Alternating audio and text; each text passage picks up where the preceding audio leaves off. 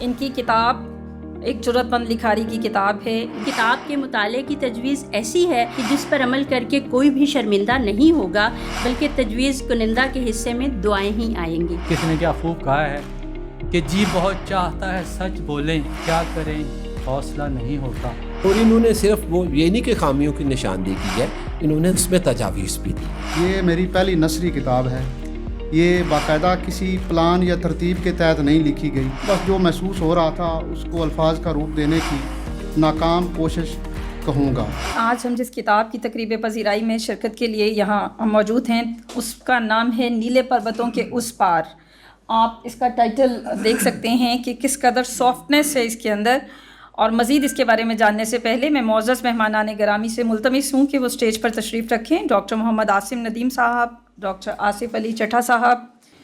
عبید صاحب کے بارے میں کچھ بتاتی ہوں، تھوڑا بہت آپ یقیناً بہت کچھ جانتے ہیں، لیکن پھر بھی ایک تعارف میری طرف سے۔ ضلع حافظ آباد کے گاؤں ود روڈ میں پیدا ہوئے، قائد اعظم یونیورسٹی اسلام آباد سے معاشیات میں MSc تک تعلیم حاصل کر کے مقابلے کے امتحان کے ذریعے صوبائی سول سروس میں آ گئے۔ حال ہی میں حکومت پنجاب میں بطور سیکٹری پروموٹ ہوئے ہیں۔ اس وقت ابھی مجھے انہوں نے بتایا کہ یہ ساؤتھ پنجاب میں ایز اے اسکول سیکٹری انہوں نے جوائن کیا ہے وہاں پر۔ اردو میں PhD کی ڈگری، ایک بہت اہم بات میرے لیے بڑی مزے کی بات تھی کہ ایک بیوروکریٹ اور پھر اکنامکس میں ماسٹرز کے بعد انہوں نے اردو میں PhD کر ڈالی، اور ان کی شاعری کی کتاب بھی سند قبولیت حاصل کر چکی ہے۔ متعدد ممالک کی سیر کی، انڈونیشیا کا سفرنامہ اور ناول راجا کت کا ساحتیات اور رد تشکیل کے مکاتیب فکر کے تحت جائزہ زیر طبع ہے۔ زیر نظر کتاب ان کے شمالی علاقوں کے 2 سفرناموں اور پنجاب کی ایک بستی کے مختصر اور نیم روحانی سفر پر مبنی ہے۔ اردو کے معروف نقادوں نے اس کتاب کو اعلیٰ سطح کی ادبی تخلیق قرار دیا ہے۔ مصنف نے ضمناً بطور سرکاری افسر اپنے تجربات اور نظام کے تضادات کا دلچسپ اور چشم کشا طریقے سے ذکر کیا ہے، جس میں بھرپور انسانی احساسات اور اس نظام میں اپنا مثبت کردار ادا کرنے کی کوشش اور تمنا نظر آتی ہے۔ حالات و واقعات حقیقی ہونے کے باوجود انداز بیان نہایت پرکشش اور ادبی ہے۔ اقوال زریں کی سطح کے فقرات جا بجا ملتے ہیں۔ حسن فطرت کے دلدادہ اور سیر و سیاحت کے شوقین لوگوں کے لیے یہ کتاب حاصل کی چیز ہے۔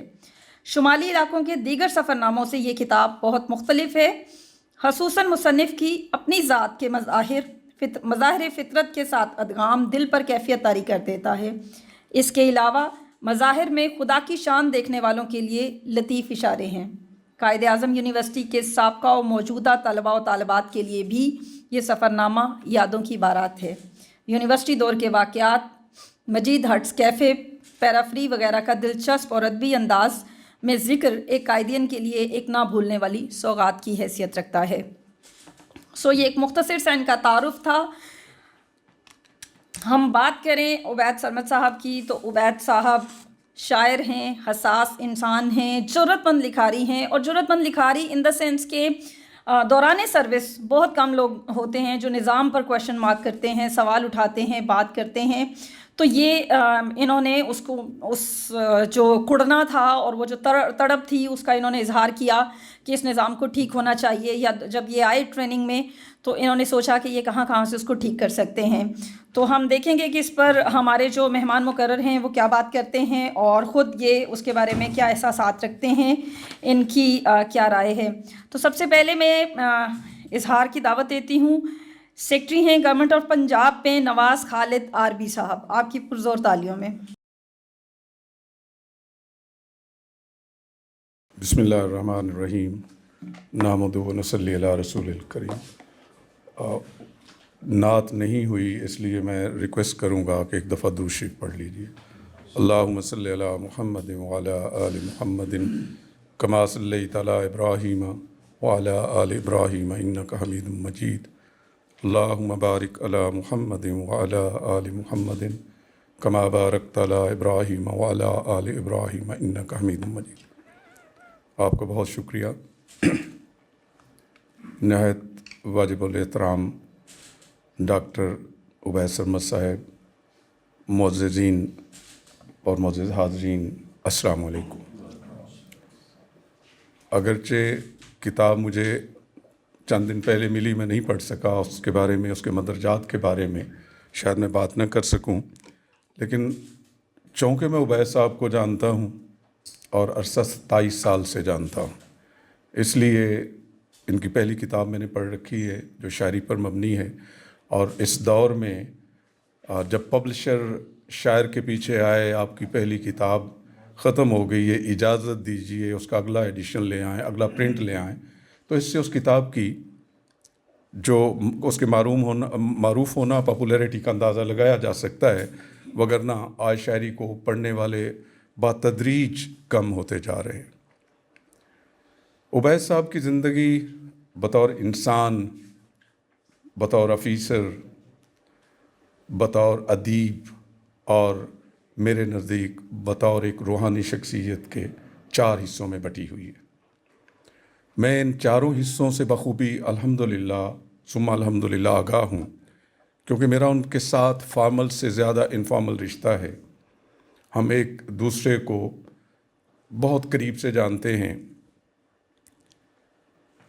جہاں تک بات ان کی شخصیات کے پہلوؤں کی ہے تو پہلی میں بات روحانی حیثیت سے کروں گا، اور جس میں روحانیت ہوتی ہے وہ کتنا بڑا ادیب ہوتا ہے، اس کو لکھنے کا جب ڈھنگ آتا ہے تو وہ سارے اس کے جو وہ لفظوں کے موتی پر ہوتا ہے وہ دوسروں سے بالکل ڈیفرنٹ ہوتے ہیں۔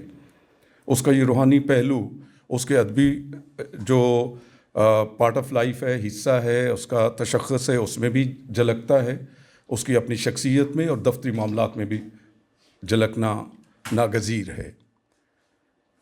اس دور میں آپ کو کتنے لوگ ملیں گے جو چھوٹی بچیوں کو گھر رکھ کے ان کی کیئر کریں، انہیں پروان چڑھائیں، وہ جوان ہوں، ان کی شادیاں کریں، ایجوکیشن مکمل کرانے کے بعد ان کو پریکٹیکل فیلڈ میں لانے کے بعد، یہ کوئی مثال ملتی ہے؟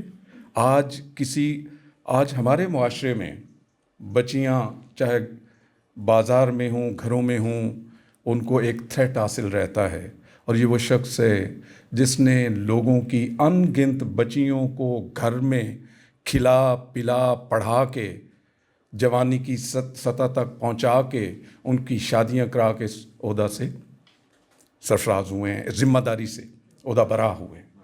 تو یہ آپ کے پاس شاید کوئی ایسی اگزامپل ہو، سیاستدان تو شاید ایسا کر لیتے ہوں، مالدار لوگ شاید ایسا کرتے ہوں، لیکن وہ شخص جو رزق کے حلال پر اندھا دھند میں کہوں گا موسلادھار یقین رکھتا ہے، جو رشوت کسی کا حق کھانے کو، گناہ کبیرہ کو جتنی بار اس کبیرہ سے ملٹی پلائی کریں وہ سمجھتا ہے، اور اس میں ان کی ستائش، میں حرف ستائش کہوں گا ان کی مسز کو بھی اور باقی ممبران کو بھی، کہ انہوں نے اس خوبصورت عمل کو ابھی تک جاری رکھا ہوا ہے۔ یہ ان کا روحانی پہلو ہے۔ دوسرا ان کا جو دفتری پہلو ہے، بطور افسر جس کا کام ہے ان کے پاس، اگر وہ ایک بار آ گیا ہے تو اس کو کسی ریفرنس کی ضرورت نہیں ہے، وہ خود اس کا ریفرنس ہے، اس کے پیچھے اللہ اس کا ریفرنس ہے۔ اور انہوں نے شاید، میں کہتا ہوں کہ بندے کو تکلیف ہوتی ہے تو وہ روتا ہے، وہ تڑپتا ہے، مگر یہ اس کے لیے شاید اس سے زیادہ تڑپتے ہیں، اور وہ بھی یہ سوچتا ہو کہ مجھے درد اتنی نہیں تھی، اس شخص نے محسوس اتنی کی ہے۔ یہ ان کی حساسیت کی بات ہے دفتری معاملات میں۔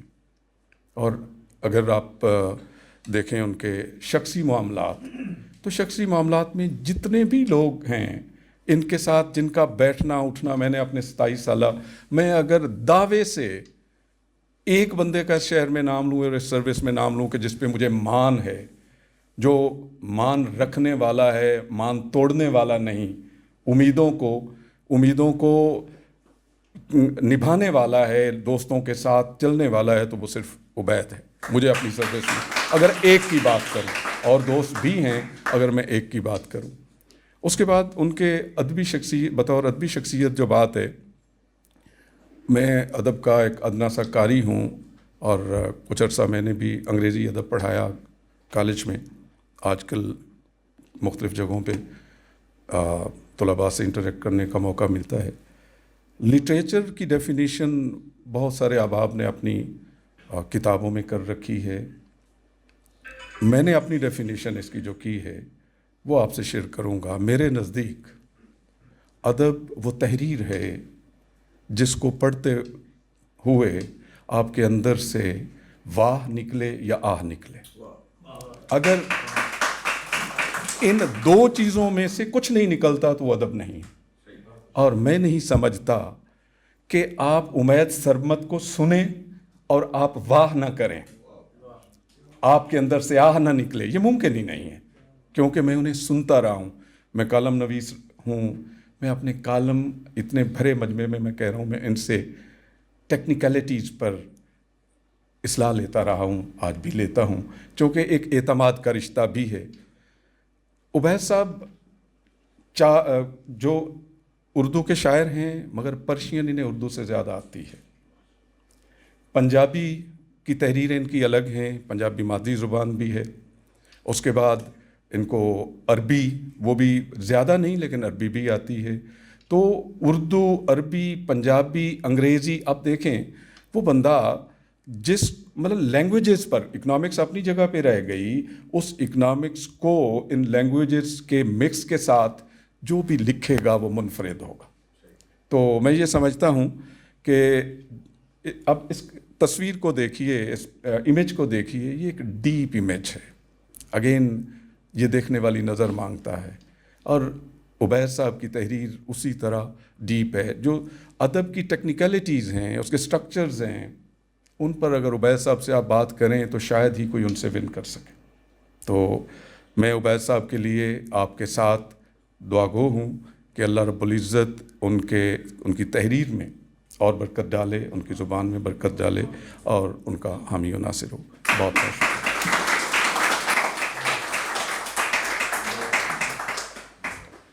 बहुत शुक्रिया सर। इनकी किताब पढ़ते हुए सच में हम आह भी भरते हैं और बेसाख्ता वाह भी कह उठते हैं। इनकी किताब एक ज़रूरतमंद लिखारी की किताब है। इस किताब का मौजू, इसके अंदर इनका रोज़नामचा है, इनका सफ़रनामचा है। इन्होंने जो देखा, जो महसूस किया, उसको बिना किसी किस्म की एडिटिंग के वो लिख दिया। और अभी ज़रा अंदर ऑफिस में बैठे हुए थे तो मैंने कहा उबैद साहब, तानू किसी ने पढ़िया नहीं कि आप सर्विस में आपने ये जुर्रत की और आपने इस तरह से सिस्टम पे क्वेश्चन मार्क किए, जो कि बहुत बड़ी बात है।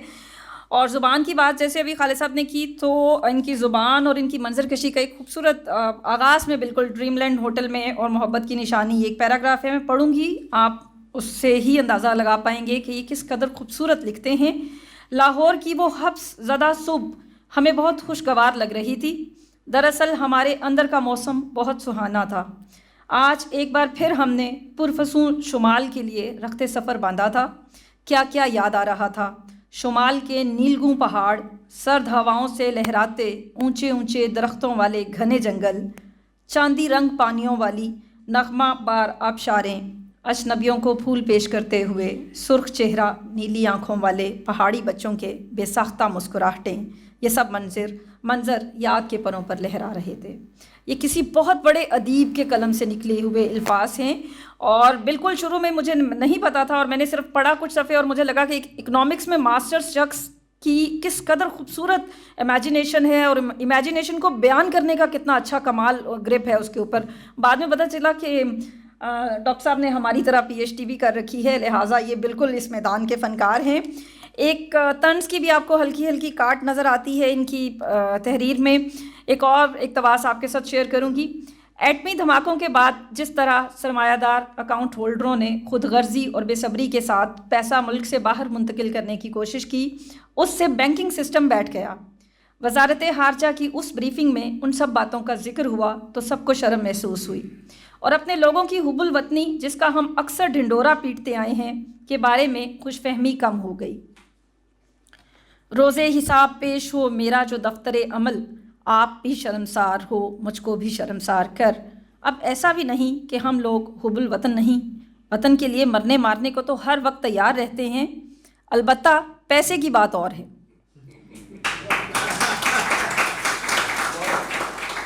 हमारा ये ख्याल था कि उस ब्रीफिंग में हमारी हारजा पॉलिसी बशमूल अफ़गान पॉलिसी वगैरह पर गुफ्तगू होगी, लेकिन ऐसा कुछ ना हुआ।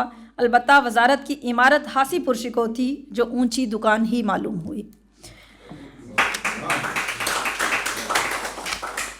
میری اگلی مہمان مقرر ڈاکٹر سعدیہ بشیر لاہور کے معروف تعلیمی اداروں سے وابستہ ہیں، کالم نگار ہیں، نہایت عمدہ شاعر ہیں، اور میں بہت شکر گزار ہوں کہ اس آج کی محفل کا سہرا ان کے سر جاتا ہے. یہ محفل ان کی پہلا قدم اٹھانے کی وجہ سے آباد ہوئی. آپ کی پرزور تالیوں میں.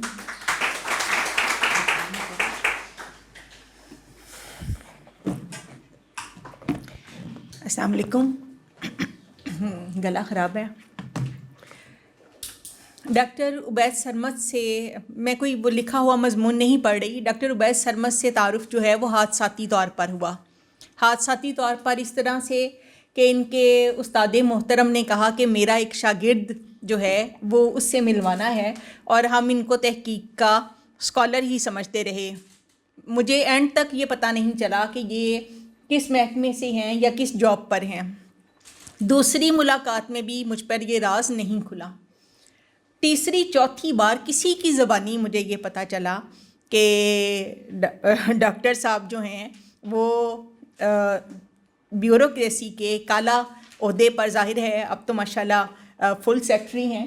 تو لیکن ڈاکٹر صاحب سے ملتے وقت کبھی بھی یہ احساس نہیں ہوا کہ وہ ان کے اندر سادگی، متانت، ان کی اخلاق، اور میں نے وہ اسٹیپسلز رکھی ہوئی ہے جس کی وجہ سے میرا سانس پھول رہا ہے. تو ڈاکٹر صاحب کا سفر نامہ میں نے شائع ہونے سے پہلے پڑھا تھا، اور مجھے انتہائی خوشگوار حیرت ہوئی کہ یہ سفر نامہ عام سفر ناموں سے کچھ اس لیے مختلف تھا کہ اس میں ادبی حسن کے ساتھ ساتھ بے شمار ایسی چیزیں تھیں. مثلاً ناسٹلجیا جو ہے کہ اگر انسان انتہائی ایمانداری، ایک طرف انتہائی ایمانداری، ایک طرف انتہائی شفاف راستے کی طرف ہے، تو ناسٹلجیا ایک چور دروازہ تھا جو بچپن کی یادوں سے لے کر جوانی، یونیورسٹی اور دیگر مقامات کی طرف اور دیگر چیزوں کی طرف لے جاتا ہے. 3 سفر نامے ہیں. میں نے چونکہ اس پہ تھوڑا سا لکھا تھا، میں وہی پڑھ دیتی ہوں. جنگل، چاند رات اور کنہاڑ ندی کے لافانی نغموں کے نام معتبر اظہاریہ ڈاکٹر عبید سرمد کا سفر نامہ نیلے پربتوں کے اس پار ہے، جس کے دامن میں سفر کی 3 پگڈنڈیاں ہیں جو سمے کے سمندر میں مل کر مشاہداتی شعور کی آبشار بناتی ہیں. تینوں سفر ناموں میں زمانی ترتیب ہے. دلچسپ بات یہ ہے کہ سفر نامہ نگار کی بصارت زمان و مکان کے مجازی فاصلوں کو پاٹنے کی صلاحیت رکھتی ہے. ڈاکٹر عبید سرمد کے سفر نامے میں 4 موضوعات، جس طرح ڈاکٹر صاحب نے بات کی ابھی پروفیسر صاحب نے، کہ 4 موضوعات خصوصی اہمیت کے حامل ہیں: انسانیت، روحانیت، مشاہدات اور تجزیہ نگاری. ڈاکٹر صاحب مثبت نتائج کے ذریعے سلوشن کی طرف نظر رکھتے ہیں، اور جو متانت، ٹھہراؤ، سنجیدگی، شائستگی ان کی شخصیت کا خاصہ ہے، وہی ان کی نثر کی عبارت بھی ہے. شمالی علاقہ جات کے مطالعاتی اور تفریحی دوروں میں انسانی تعلقات و نفسیات کی مشگافیوں کے ذریعے سرکاری محکمہ جات کے اسرار و رموز بھی ہیں جو صاف چھپتے بھی نہیں اور سامنے آتے بھی نہیں، کی تفسیر ہیں. سفر نامہ صرف مقامات کی تفسیر نہیں بلکہ سفر نامہ نگار کے ذہنی رجحان کا آئینہ دار بھی ہے. مصنف کو سرسراتی خاموشیوں کے بھید معلوم ہیں، اس لیے اسے یقین ہے کہ ایک دفعہ پھر سب اچھا ہو جائے گا. اس اچھے کے لیے ان کے ذہن میں واضح راستہ ہے. وہ کہتے ہیں اردو بیچاری تو ویسے ہی modern media, mobile phone, messaging وغیرہ کے ہاتھوں چیلنج کا شکار ہے. ہمارا بچہ 4 زبانوں میں پھنسا ہوا ہے، یعنی اردو، پنجابی، عربی اور انگلش، جبکہ انگریز بچے کی مادری، مذہبی، سرکاری و تعلیمی زبان ایک ہی ہے. زیادہ زبانیں ضرور سکھائیں لیکن مناسب عمر میں. بدقسمتی سے ہم اپنے بچوں کو اسلامی اور غیر اسلامی کھانوں اور رویوں کی چکی میں پیس کر تھکے ماندے بے شعور ہجوم کا حصہ بنانے پر بضد ہیں. ڈاکٹر صاحب سمجھتے ہیں کہ خواندگی اور تعلیم کا اثر رویوں پر ہوتا ہے، اور رویے دیگر بہت سے فوائد کے ساتھ آبادی کے کنٹرول میں بھی مددگار ثابت ہو سکتے ہیں. یہاں پر ان کی معاشیات جو ہے وہ نظر آتی ہے. اس سفر نامے میں سرکاری خوبو ہے، نہ ہی نظر نامے، بلکہ اس سفر نامے کو ہم نظر نامہ کہیں گے. نظر جو ہے وہ زواد والا. جس میں نہ صرف انسانی رویوں اور اخلاقی پستی کا بیان ہے بلکہ جا بجا ایسی خامیوں اور کوتاہیوں کا بھی تذکرہ ہے جو ہمارے معاشرتی بگاڑ کا سبب ہیں۔ ادبی حسن اور رومانیت کا امتزاج کہیں یادوں کی صورت جاگتا ہے۔ کوٹیشن ہے، میں نے باہر سے ہی ان خاموش دیواروں کو چوما جو سرسوں رنگ کے ملبوسوں، غزالوں جیسی انکھڑیوں اور موم کے بنے ہاتھوں کی یادوں کی امین تھیں، اور سفر نامہ نگار بے حسی، سرد مہری، لا تعلقی اور جدید مشینی رویوں کے اندھیروں کے رازوں کی گرہیں کھولتا چلا جاتا ہے۔ لکھتے ہیں کہ مجھے اپنا سینہ بھی ان دیواروں جیسا لگا، یادوں کا مدفن۔ لیکن یہ کیسا مدفن تھا؟ یہ تو ایک حسین ویرانہ تھا، ایک سرمدی گلشن تھا جس میں یادوں کے سترنگے پرندے چہچہاتے تھے۔ کبھی ختم نہ ہونے والا رنگ و نور کا ایک سلسلہ تھا۔ رنگ و نور کا یہ خوش آئند سلسلہ پورے سفر نامے میں موجود ہے۔ مصنف پتھر چت لوگوں سے بھاگتا ہے، دل و نگاہ کے زاویے صرف صورت بدلتے ہیں لیکن بنیاد زمین سے جڑی رہتی ہے۔ تغیر و تبدل کے اس کھیل میں صرف فطرت ہے جو اپنی صورت برقرار رکھتی ہے، اور بار بار ڈاکٹر صاحب جو ہیں وہ اپنے سفر نامے کے مختلف واقعات کے ذریعے ہمیں پھر اپنی زمین کی طرف، اپنی روایات کی طرف، اپنی اقدار کی طرف جو ہیں وہ متوجہ کرتے ہیں، اور ہمیں یہ سمجھ آتا ہے کہ اس کے پس پردہ جو ہے کہ ایک حساس شخص کی داستان ہے جو اپنے ملکی حالات پر، معاشرتی رویوں پر، اپنے تعلیمی نظام پر نوحہ کنا ہے اور سسٹم کو بدلنا چاہتا ہے۔ بہت شکریہ۔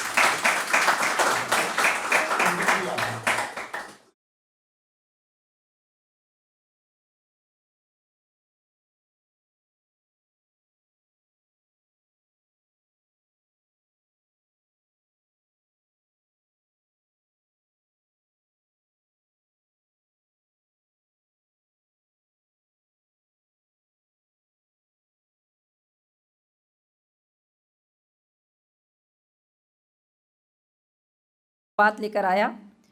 پہلی چیز تو ایک اجڑا ہوا قبرستان تھا، یعنی وہاں اب مردے بھی کوئی نہیں۔ وقتاً فوقتاً بیشتر قبروں کے نشان مٹ گئے تھے، یعنی قبروں کا اجڑنا۔ کیا عجیب بات ہے، تاہم کئی سو سال پرانے جنڈ اور ون کے درخت ابھی باقی تھے۔ جب میں ان قدیم اونچی گلیوں میں جا رہا تھا تو گہرے گندمی رنگ کا صاف جلد اور سوچتی آنکھوں والا ایک 13 سالہ لڑکا بھی میرے ساتھ چل رہا تھا، جو ماضی کے دھندلکوں سے نکل کر چپکے سے میرے ساتھ ہو لیا تھا۔ مجھے اس کے آنے کا احساس اس وقت ہوا جب وہ گنگنا رہا تھا، گلی گلی میری یاد بچھی ہے، پیارے رستہ دیکھ کے چل۔ ان گلیوں میں میرا بچپن گزرا تھا، ان گلیوں نے مجھے پہچان لیا تھا اور قدم قدم پر میرا راستہ روکا تھا۔ ہر موڑ پر ماضی کے احساسات مجھے کھینچ رہے تھے۔ جب میں اس گھر میں گیا جہاں میں رہتا تھا تو وہاں اس خانوادے کے آخری بزرگ سے محفل ہوئی جن میں روحانیت کی کشش ابھی باقی ہے۔ وہاں عجیب و غریب مشاہدات ہوئے۔ وہ نورانی چہرہ بزرگ ایک چارپائی پر بیٹھے تھے، ان کے سرہانے 2-3 قدیم کتابیں پڑھی تھیں۔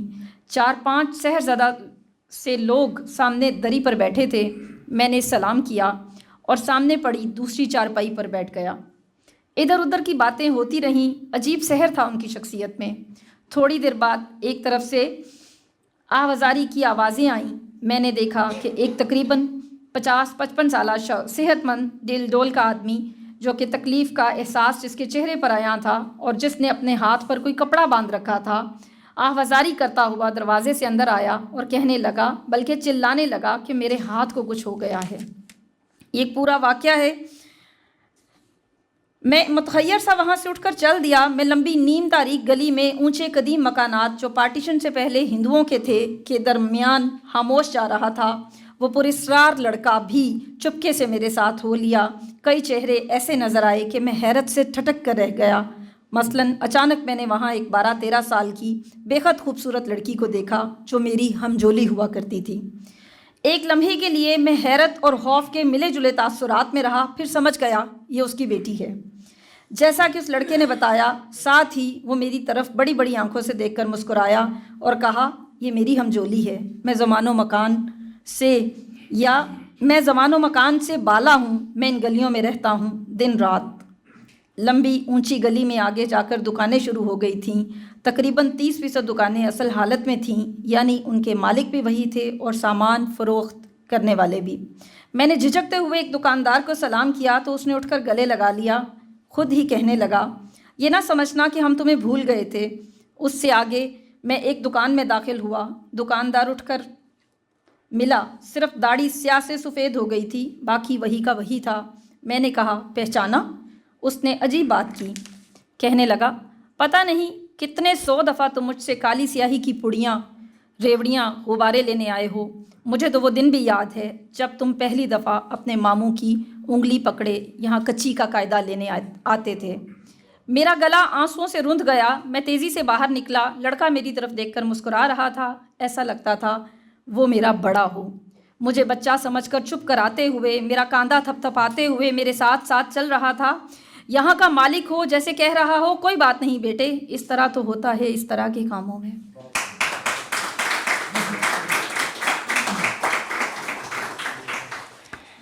तो ये वो नॉस्टैल्जिया है जो जिसमें ये रहते हैं और जिसमें ये अपने कारी को उंगली पकड़ के, आप यकीन करें, वो कैफियत तारी हो जाती है और हम इनकी उंगली पकड़ कर इनके साथ चल पड़ते हैं।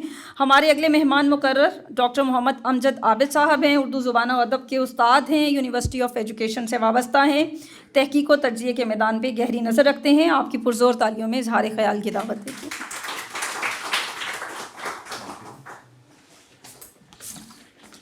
जी, अस्सलाम वालेकुम वरहमतुल्लाह। नीले पर्वतों के उस पार सफ़र कभी इंसान को मालूमात फ़राहम करता है तो कभी यकसानियत से मुरझाते हुए चेहरों पर खुशियाँ बिखेरने का बायस बनता है।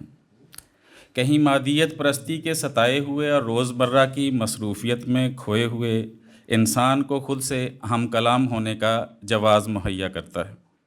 इससे जहाँ रूहानी बालीदगी मुयस्सर आती है, वहाँ पजमुर्दा दिलों को तस्कीन की दौलत भी मिलती है। कहीं गुल पोश राहों पर हमराही के शब्द नक्शे कदम फ़िरोज़ां हो जाते हैं, तो कहीं बिखरे हुए कहकहों के ज़मज़मे अपनी जानब बुलाते, माजी की भूली बिसरी यादों को ताज़ा करते, नातमाम आरजुओं, नारसाई के ज़ख्मों, दर्दो करब में उलझी ज़िंदगी और अनमिट सानहों से मामूर रूह को असर नौ तरतीब देने का बायस बनते हैं। बकौल अहमद फराज, टूटा तो हूँ मगर अभी बिखरा नहीं फराज, मेरे बदन पे जैसे शिकस्तों का जाल हो। उबैद सरमद का सफ़रनामा नीले पर्वतों के उस पार 192 सफ़हात पर मुश्तमिल है, जिसे सहूलत के लिए 3 हिस्सों में तकसीम किया गया है, जिन्हें सफ़रनामों से ताबीर दी गई है। पहला 66, दूसरा 80 और तीसरा 97 सफ़हात पर मुश्तमिल है।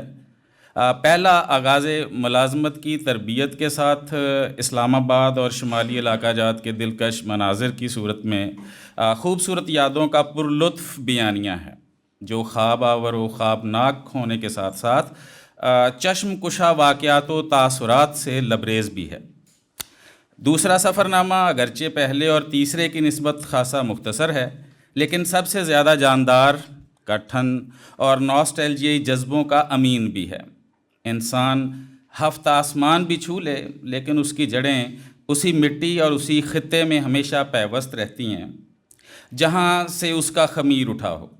इस हिस्से में अख्तरुल ईमान की शाहकार नज़्म लड़का की बाज़गश्त भी सुनाई देती है। इस तरह ये फ़ना होते लम्हात, दुनिया से रुखसत होते हुए अफराद और अनमेट और लाजवाल मोहब्बतों का नोहा भी है और अपने दामन में समेटे हुए है। वो शख्स डॉक्टर उबैद सरमद के रूप में अपने वतन मालूफ़ की तरफ मुराजियत से हमकिनार होता है, तो इसका सबसे पहले सामना अपने हमज़ाद से होता है। इस हिस्से को डी कोड करने से ये बात भी सामने आती है कि कभी अपने ख़ित्ते से दूरी, बज़ाहिर लाताल्लुकी और उसे नज़रअंदाज किए जाने पर हम उसका हमज़ाद ना सिर्फ उससे नाराज़गी का इजहार करता है, बल्कि कभी उससे लाताल्लुक़ हो जाता है और कहीं कहीं गरिए की कैफियत से दो चार भी करता है। कभी रूह की लाजवाल ज़ख्मों पर मरहम रख कर करवट करवट बेचैन ज़िंदगी को सुख पहुँचाता भी नज़र आता है। اگرچہ یہ صرف 8 صفحات کی سرگزشت ہے، لیکن یہ تمام زندگی کو محیط ہے، جنہیں قلم بند کرنے کے لیے مصنف نے اچانک قلم چھوڑ کر اپنی انگلیوں کو خون دل میں ڈبو کر لکھنا شروع کر دیا ہے۔ اس کے لیے درد مند دل اور باطنی آنکھ کی بیداری درکار ہے، جو انسان کو قطرے میں دجلہ اور دجلے میں قطرے کی شناخت کرنے کے قابل بناتی ہے۔ میری متذکرہ والا گفتگو کو لاف زنی پر محمول کرنے سے پیشتر درج ذیل اقتباس ملاحظہ فرمائیں تو آپ بھی اس نقطہ نظر کے قائل ہو جائیں گے کہ جب میں ان قدیم اونچی گلیوں سے جا رہا تھا تو گہرے گندمی رنگ کا صاف جلد اور سوچتی آنکھوں والا ایک 13 سالہ لڑکا بھی میرے ساتھ چل رہا تھا۔ ماضی کے دھندلکوں سے نکل کر چپکے سے میرے ساتھ ہو لیا۔ میں ایک دکان میں داخل ہوا، دکاندار اٹھ کر ملا، صرف داڑھی سیاہ سے سفید ہو گئی تھی، باقی وہی کا وہی تھا۔ میں نے کہا پہچانا؟ اس نے عجیب بات کی، کہنے لگا پتہ نہیں کتنے 100 دفعہ تم مجھ سے کالی سیاہی کی پوڑیاں، ریوڑیاں، غبارے لینے آتے ہو۔ مجھے تو وہ دن بھی یاد ہے جب تم پہلی مرتبہ اپنے ماموں کی انگلی پکڑے یہاں کچی کا قاعدہ لینے آئے تھے۔ میرا گلا آنسوؤں سے رند گیا، میں تیزی سے باہر نکلا۔ لڑکا میری طرف دیکھ کر مسکرا رہا تھا، ایسا لگتا تھا وہ میرا بڑا ہو۔ مجھے بچہ سمجھ کر چپ کراتے ہوئے، میرا کاندھا تھپ تھپاتے ہوئے میرے ساتھ ساتھ چل رہا ہو۔ تیسرا سفر گریڈ 19 کی ترقی سے منسلک ہے، جس کا اہتمام MPDD کے ادارے کی طرف سے کیا گیا۔ یہ سفر تو انہی راستوں، جگہوں، روشوں اور مناظر کا ہے، لیکن ہر بار اس کی معنویت پہلے سے 2 چند ہو جاتی ہے۔ ان 3 سفرناموں کے بین السطور ایک چوتھا سفرنامہ بھی موجود ہے، جو ان سفرناموں کا پیش خیمہ ہے۔ وہ قائد اعظم یونیورسٹی کے سپوت قائدین ہوتے ہوئے اپنے دوستوں، کلاس فیلوز اور دیگر ساتھیوں کے ساتھ تکمیل پذیر ہوا ہے۔ اسی سفر کی یاد کو تازہ کرنے کے لیے قائد اعظم یونیورسٹی کے ڈھابے پر کھانا کھانا، ہاسٹل کے معمولات سے بھرپور زندگی کا مشاہدہ کرنا اور آخر میں اپنے دستیاب دوستوں سے ملاقات اور زمانہ طالب علمی کی یادوں کو تازہ کرتے ہوئے ان پر اس کا اختتام کرنا، اسی چوتھے سفر کی موجودگی کا بیان ثبوت ہے۔ اس سفر نامے کی انفرادیت یہی ہے کہ اس میں واقعات اور بیانیے کی جادوگری نے جہاں اسلوب میں جاذبیت پیدا کر دی ہے، وہاں دلکش مناظر کے خوبصورت اظہاریے نے اسے ایک ایسے مرکہ کی شکل دے دی جس کی دل آویزی ہر مرتبہ یہ تمام یاترا مکمل ہونے پر بچوں کی طرح مچل کر دوبارہ اس سفر نامے کے نادیدہ گوشوں کو دریافت کرنے کا بیڑا اٹھانے پر آمادہ کرتی ہوئی دکھائی دیتی ہے۔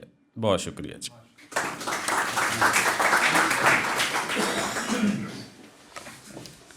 بہت شکریہ سر۔ خواتین و حضرات، انگریز چلا گیا، انگریزی چھوڑ گیا۔ آپ کی جو بھی تعلیم ہو، اگر آپ کو انگریزی نہیں آتی تو آپ ناکام ہیں۔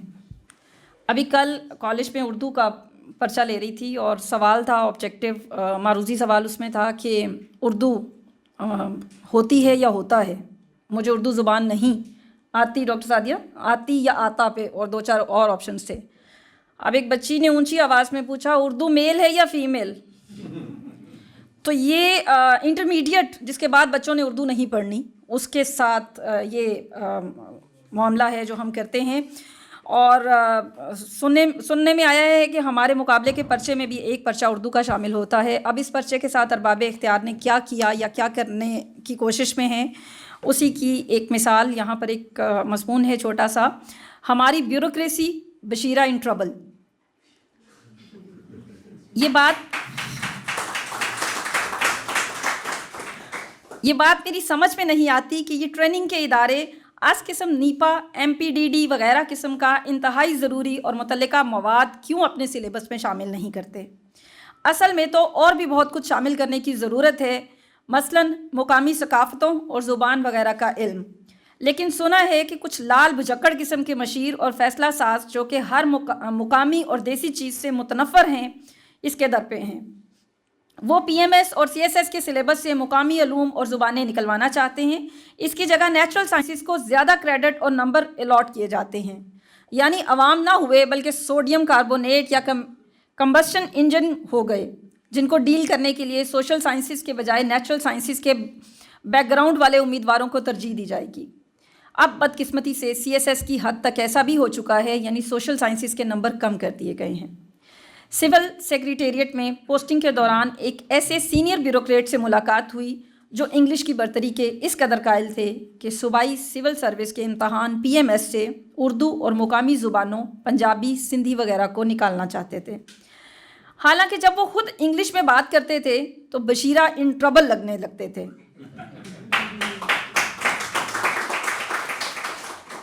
ان کے یہ خیالات سن کر میرا ماتھا ٹھنکا کہ خدا نہ خواستہ یہ کسی فیصلہ کن پوزیشن پر پہنچ گئے تو کیا کر سکتے ہیں۔ میں نے حد ادب اور جان کی امان وغیرہ میں رہتے ہوئے ایک فیلڈ افسر کے لیے مقامی یا عوامی زبان کی اہمیت، کلچر، ادب، اقدار وغیرہ کے بارے میں بات کی تو انہوں نے ناک سکیڑ کر پوچھا، تم کیا ہو؟ عرض کیا کہ بندہ حقیر پر تقصیر حکومت پنجاب میں ایک عدد ڈپٹی سیکرٹری ہے۔ نگاہ ترچھی کرتے ہوئے فرمایا، تم ابھی چھوٹے افسر ہو، تم پالیسی میکر نہیں بلکہ امپلیمنٹر ہو۔ یہ باتیں تمہارے لیول سے ہائی ہیں۔ تمہارا کام اینٹیں لگانا ہے، عمارت کا نقشہ بنانا نہیں۔ وہ سیمنٹ گارا پکڑانے والا بھی کہہ دیتے تو ہم نے ان کا کیا بگاڑ لینا تھا، ہے نا جی؟ برخود غلط قسم کے قومی درد کے ہاتھوں پیدا ہونے والے بے شرم قسم کے ڈھیٹ پن سے مجبور ہو کر ہم نے پھر عرض کیا کہ ہمارا ریونیو ریکارڈ اور تھانے کا ریکارڈ، عدالتی ریکارڈ بھی بہت حد تک اردو اصطلاحات پر مبنی ہے۔ مثلاً جمع بندی، فرد پدر، خانہ کاشت، محرر، بیان حلفی، سائلان، مسمیان وغیرہ، جس سے ان انتظامی افسران کا اور عوام کا واسطہ روزانہ پڑتا ہے تو کچھ نرم پڑ گئے کہ اسسٹنٹ کمشنر اور ڈپٹی کمشنر رہ چکے تھے۔ عجیب بات ہے کہ یہاں انتہائی دور رس اور اہم فیصلے بھی تھنک ٹینکس، تحقیقی اداروں یا یونیورسٹیوں وغیرہ کی تحقیق کی بنیاد پر نہیں ہوتے، بلکہ کوئی اپنے آپ کو عقل کل سمجھنے والا بیوروکریٹ ہی ایسے تباہ کن فیصلے کر ڈالتا ہے جن کے نتائج بھگتتے بھگتتے زمانے بیت جاتے ہیں۔ ایسی بہت سی مثالیں ہیں۔ مثلاً Punjab curriculum and text book board کی درسی کتب کو آؤٹ سورس کرنے یعنی نجی شعبے کے حوالے سے کرنے کی پالیسی، جس کی وجہ سے پرائیویٹ پبلشروں نے کروڑوں کمائے۔ بیچارے مصنف رل گئے اور سلیبس طویل قانونی کارروائی لیٹیگیشن کی وجہ سے نکارا اور پرانا ہو گیا، جن کو تبدیل بھی نہ کیا جا سکتا تھا کیونکہ کچھ کرپٹ ججوں نے بددیانت پبلشروں کے حق میں سٹے دے رکھے تھے۔ عجیب بات ہے کہ یہ اپنی نااہلی کا علاج آؤٹ سورسنگ کو سمجھتے ہیں۔ اس طرح PMU بھی چل رہے ہیں اور ڈائریکٹوریٹ بھی۔ کیا مقروض معیشت اس کی متحمل ہو سکتی ہے؟ ہمارے اگلے مہمان، اب ہم سٹیج کی طرف بڑھتے ہیں اور ہمارے اگلے مہمان ڈاکٹر عطاء الرحمن میو صاحب ہیں۔ میں ان سے گزارش کرتی ہوں کہ سٹیج پہ آئیں اور کتاب کے بارے میں اور صاحب کتاب کے بارے میں اپنی رائے پیش کریں۔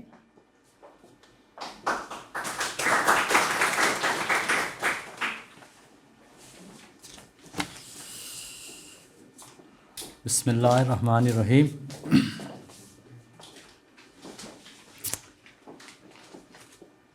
صاحب کتاب سے میرا تعارف MPhil کے دوران ہوا، جب یہ MPhil کا شوق لیے یا آتش شوق لیے منہاج یونیورسٹی تشریف لائے اور تب ان سے پالا پڑا یا واسطہ پڑا، اور مجھے خوشی ہے کہ ان کے اندر جو تحقیق کی لگن تھی وہ بے تحاشا تھی۔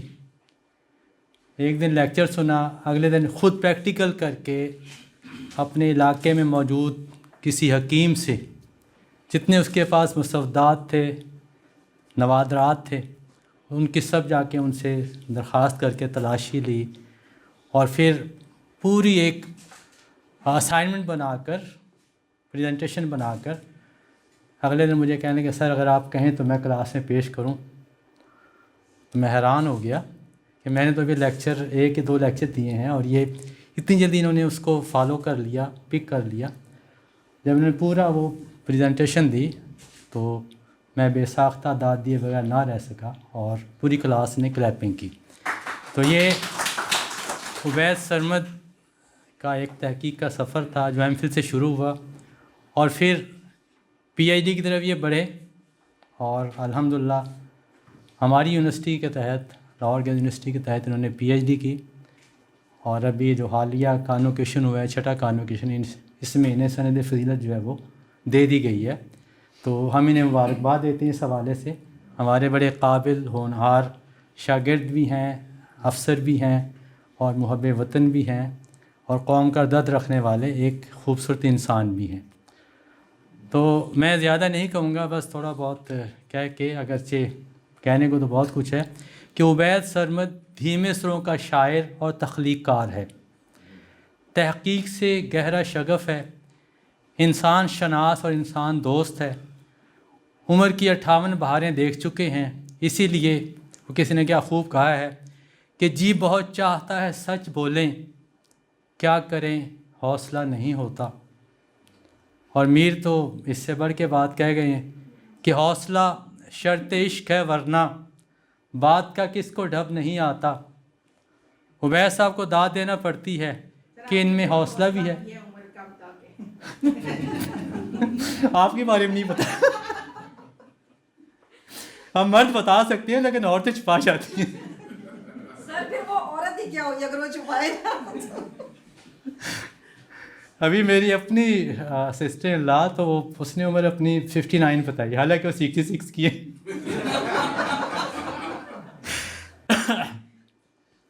تو عبید صاحب کو داد دینا پڑتی ہے کہ ان میں سچ، ان میں حوصلہ ہے، برداشت ہے، سچ کہنے لکھنے کا سلیقہ ہے، اپنی بات کو کس ڈھب سے کہنا ہے اس میں انہیں ملکہ حاصل ہے. مختصر طور پر اس کا جائزہ پیش خدمت ہے جو آپ کے سامنے ایک خوبصورت بینر لگا ہوا ہے. پہلی بات تو یہ ہے جو میں شروع میں کہہ دوں، بعد میں شاید میرے ذہن سے نکل جائے، کہ ان کی تحریر اہل زبان کی چغلی کھاتی ہے.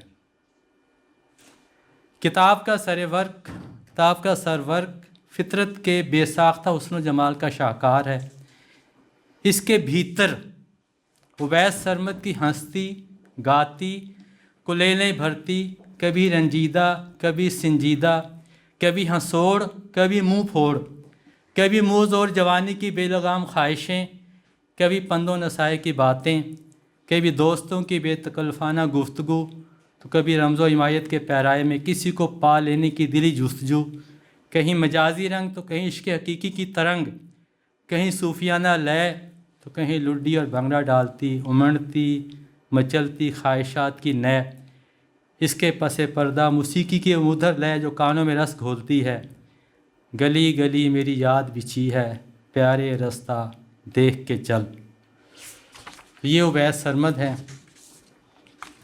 جنہوں نے اپنے اس سفر نامے میں جن خوبصورت اشعار کا انتخاب کیا ہے اس کا کچھ ذکر کرتا چلوں ایک ایک مصرے کے طور پر، کہ بہت دنوں سے جوانی کے خواب گیرا ہیں. اب نہ جانے جوانی میں کیا کیا خواب سجائے تھے، پتہ نہیں پورے ہوئے بھی یا نہیں ہوئے، لیکن سفر نامے میں ضرور ان کا ذکر کر دیا گیا ہے. کا کروں سجنی آئے نہ بالم، بالم کا بھی انسان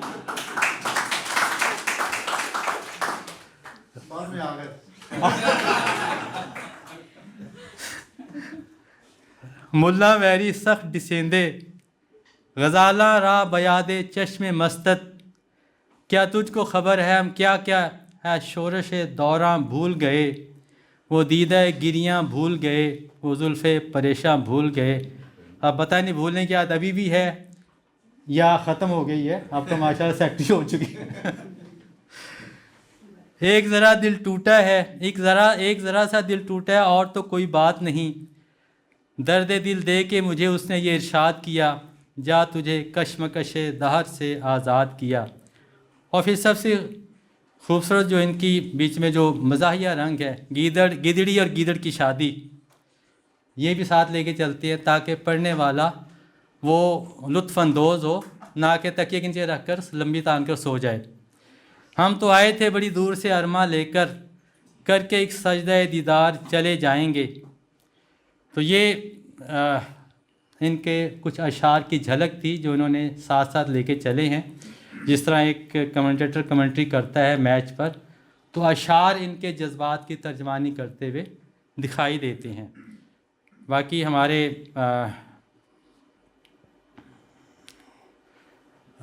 دوست میرے سامنے بیٹھے ہیں، میں نام نہیں لوں گا، وہ بتا چکے ہیں کہ یہ سفر نامہ 152 صفحات پر مشتمل ہے. اس میں 4 صفحات کی طویل عنوانات کی فہرست ہے 3 صفحات پر پیش لفظ محیط ہے جو انہوں نے خود لکھا ہے، اور جس میں 3 سفر ناموں کا مختصر جائزہ ہے۔ 7 صفحات آراء پر مبنی ہیں جو مختلف احباب نے بڑی ہمت سے پیش کی ہیں۔ ڈریم لینڈ سے یونیورسٹی ہٹس اور فردوس گم گشتہ کے بارے میں کے حوالے سے ڈائریکٹر عمر فاروق علوی کورس کے لکھتے ہیں، انہوں نے کچھ حوالہ دیا ہے کہ ڈائریکٹر عمر فاروق علوی کورس کے دوران ہمیں شیر کی آنکھ سے دیکھا کرتے اور بجلی کی آواز سے کڑکا کرتے، اور رہی صحیح کسر مس مبشرہ اور افشاں کی ٹیچرانہ دھمکیاں پوری کر دیتی۔ وہ جو کہا جاتا ہے نا کہ شیر کی آنکھ سے دیکھو اور کھلاؤ سونے کا نوالا، تو انہوں نے اس کا یہاں پہ خوبصورت حوالہ دیا ہے۔ اور پھر آگے کہتے ہیں کہ اجنبی کون ہو تم، آنکھ میں حسرت کیسی، شاید اس راہ سے پہلے بھی کہیں گزرے ہو۔ تو 80 سے زیادہ اردو، فارسی، پنجابی، سرائکی اشعار اور کہاوتیں ان کے ذوق شعر کی چگلی کھاتے ہیں۔ ایسے لگتا ہے جیسے آفس میں بیٹھے فائلوں کی ورق گردانی کرتے ہوئے پان چبانے کی بجائے شعر چبانے کے مشق زیادہ کرتے ہوں۔ آخر کیوں نہ کریں، اچھے شاعر جو ٹھہرے، اور اچھے شعر کی تخلیق کے لیے بقول حالی تخیل، مطالعہ کائنات اور تحفظ الفاظ ضروری ہے۔ سادگی، اصلیت اور جوش کی تاکید بھی کی گئی ہے، جبکہ شبلی محاکات اور تخیل کو لازمی قرار دیتے ہیں۔ عبید سرمد کا سفر نامہ حالی اور شبلی کے بیان کردہ خصوصیات کی عملی صورت ہے۔ مشہور کہاوت ہے، سہج پکے سو میٹھا ہو۔ بزرگوں کا کہنا ہے، سہج سہج چلیو مبادہ پاؤں میں موچ آ جائے۔ عبید سرمد کا سفر نامہ سہج سہج پیار، خلوص، محبت کی ہنڈیاں میں دھیمی دھیمی آنچ پر پک کر دم پخت ہوا ہے۔ اس کا قوام اس قدر شیریں اور لذیذ ہے کہ پڑھنے والے پڑھ کر یقیناً نہ صرف حظ اٹھائیں گے بلکہ بقول میر تقی میر، باتیں ہماری یاد رہیں پھر باتیں ایسی نہ سنیے گا، پڑھتے کسو کو سنیے گا تو دیر تلک سر دھنیے گا۔ حاضرین مجلس، آپ عبید سرمد کا سفر نامہ پڑھیے اور سر دھنیے۔ مجھے اجازت دیجیے، اب تو جاتے ہیں مجلس عبید سے عطا، جلد ملیں گے اگر پھر بلوایا۔ بہت خوبصورت۔ اور وہ جہاں پنجابی بلے شاہ اور بلے شاہ کی وہ کافی اور کافی والا ایک بڑا زبردست قسم کا طنز ہے کہ لوگ کافی کو بھی کافی پڑھتے ہیں اور فخر محسوس کرتے ہیں اس انگریزی لہجے میں اس صنف کا ذکر کرتے ہوئے۔ تو پنجابی بھی اگر لکھتے ہیں تو بریکٹ میں اس کا ترجمہ ساتھ ضرور دیتے ہیں تاکہ قاری کو کسی قسم کی مشکل کا سامنا نہ کرنا پڑے۔ حاضرین مجلس، کتاب باہر موجود ہے اسٹال پہ، آپ میں سے جو خریدنا چاہے وہ اس کو ضرور خریدے۔ اور ہماری اگلی مہمان مقرر پہنچ چکی ہیں، وہ طاہیر سے پہنچیں تو کچھ باعث تحریر بھی تھا، طاہیر بھی تھا، دور سے آئیں، ٹریفک کے مسائل تھے۔ ڈاکٹر عصمت رباب صاحبہ Lahore college for women university میں اردو زبان و ادب کی استاد ہیں، محقق ہیں، مدون ہیں۔ وقت کی ضرورت کے مطابق نصاب میں مجوزہ تبدیلیوں پر بھی ان کی گہری نظر ہے۔ میں آپ کی پرزور تالیوں میں اظہار کی دعوت دیتی ہوں ڈاکٹر عصمت رباب صاحبہ کو۔ بسم اللہ الرحمن الرحیم۔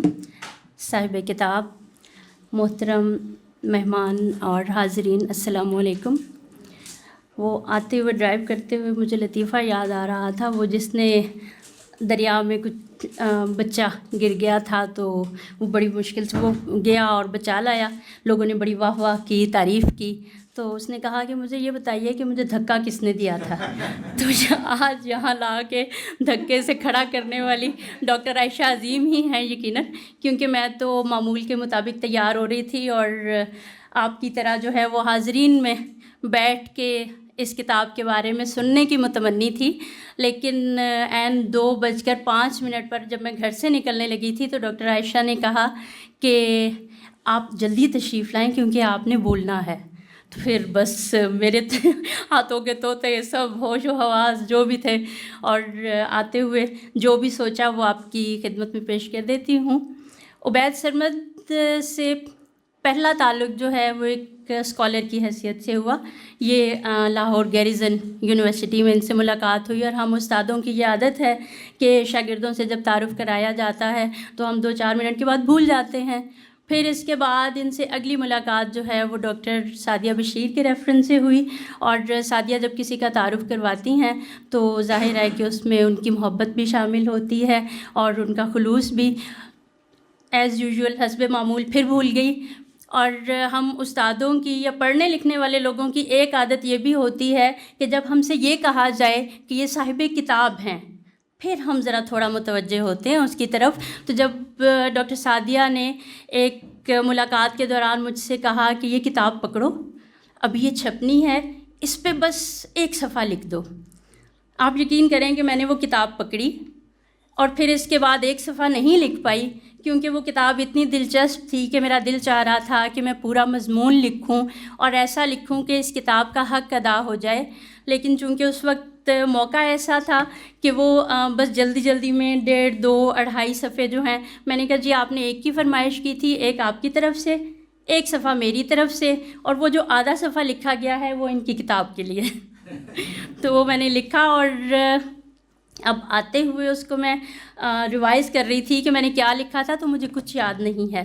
جب میں نے ڈاکٹر عائشہ سے کہا کہ میں نے تو اس وقت لکھ دیا تھا، اور سچی بات یہ ہے کہ جب ہم کتاب پڑھ کے اس کے بارے میں لکھ رہے ہوتے ہیں تو وہ اس وقت ہم اس کتاب کے سحر میں جکڑے ہوئے ہوتے ہیں، اور اس وقت بہت ساری باتیں، بہت سارے نکات ذہن میں تھے، اور میرا یہ خیال ہے کہ اب پڑھوں یا نہ پڑھوں لیکن مضمون یا ان کے بارے میں تبصرہ، لیکن یہ وعدہ ضرور ہے کہ اس کتاب کو پڑھ کے وہ جو میرا ایک دل چاہا تھا کہ میں ایک بھرپور مفصل مضمون لکھوں وہ ضرور لکھوں گی.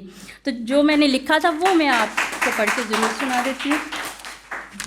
یہ کتاب جب میرے پاس آئی تھی تو اس کا میرا خیال ہے فائنل پروف تھا. میں نے وہاں سے اب بہت مبارک ہو ایک تو عبید سرمد صاحب کو کہ ان کا یہ سفرنامہ جو ہے وہ چھپ گیا. تو میں آپ کو پڑھ کے سناتی ہوں جو اس وقت میں نے لکھا تھا. شمالی علاقہ جات کے کافی سفرنامے موجود ہیں. کچھ کشمکش کے احساس کے تحت مطالعہ شروع کیا تو اندر ایک جہان نظر آیا جس میں سرکاری افسر کی کوئی خوبو کہیں بھی دکھائی نہیں دی. ایسا ادبی ذوق میں نے عموماً اردو کے اساتذہ میں بھی نہیں دیکھا جیسا اس سول سروس سے متعلقہ شخص کے سفرنامے میں دکھائی دیا. یعنی غالب ہو یا بلے شاہ، سائل دہلوی، غنیمت کنجاہی، اقبال اور فارسی زبان و ادب کے حوالے، اور پھر ایسے برمحل حوالے کہ بے ساختہ واہ کے کلمات زبان سے نکلتے ہیں. عموماً جب لوگ اپنے محکمے کی بات کرتے ہیں تو اس کی شان میں زمین آسمان کے کلابے ملا دیتے ہیں، لیکن اس سفر نامے میں انہوں نے جا بجا خامیوں اور کوتاہیوں کا تذکرہ بڑی بے باکی سے کیا ہے. ایک حوالہ اس حوالے سے ہمیں بعد میں بتایا گیا کہ مسلسل سٹریس میں رکھا جانا بھی ہماری تربیت کا حصہ تھا، جیسے کمانڈوز کی ٹریننگ کے دوران انہیں تشدد کا سامنا بھی کرنا پڑتا ہے. انکوٹ. ایک اور اپنے لوگوں کی حب الوطنی جس کا ہم اکثر ڈھنڈورا پیٹتے آئے ہیں کے بارے میں خوش فہمی خاصی کم ہوئی. آج کل جدید سفر نامے اور خاکہ نگاری کے ایک رجحان یہ بھی دیکھنے میں آ رہا ہے کہ مختلف عنوانات قائم کر کے کسی مقام یا شخصیت کی خصوصیات کو بیان کر دیا جاتا ہے. عبید سرمد نے ان موضوعات میں بھی ادبی رنگ کو سامنے رکھا ہے. پہلا عنوان ہی دلچسپی کا حامل ہے. یہ ہمارے عطاء الرحمن صاحب نے بھی ان کی پتہ نہیں کون کون سی کہانیوں اور کون کون سی خواہشات کا ذکر کیا ہے. تو ان کا یہ عنوان ہے ڈریم لینڈ اور محبت کی نشانی. اس میں قائد اعظم یونیورسٹی کی یادداشتوں پر مبنی حصے ہیں جنہیں جذباتی انداز میں شاعرانہ طریقے سے بیان کیا ہے. اس کے حوالے سے ایک کوٹیشن ہے. اسلام آباد دنیا کے خوبصورت ترین شہروں میں سے ایک ہے. اس کا لینڈ اسکیپ اور فضا خوابناک سی ہے، لیکن میرے لیے dream land Quaid Azam university اسلام آباد ہے، جہاں میں نے اپنی زندگی کے کچھ حسین دن گزارے تھے، بالکل خواب و خیال جیسے حسین. اس سفر نامے کے کچھ عنوان بہت دلچسپ ہیں جن سے سفر نامہ نگار کی حصے مزاح کا اندازہ ہوتا ہے. مثلاً ہماری بیوروکریسی بشیرہ ان ٹربل. اس میں سول سروس کے متعلق بہت سی معلومات بھی ملتی ہیں. ادب سے دلچسپی رکھنے اور اسلوب کی دلکشی سے متاثر ہونے والے لوگوں کو اس کتاب کے مطالعے کی تجویز ایسی ہے کہ جس پر عمل کر کے کوئی بھی شرمندہ نہیں ہوگا، بلکہ تجویز کنندہ کے حصے میں دعائیں ہی آئیں گی. بہت شکریہ آپ سب کا.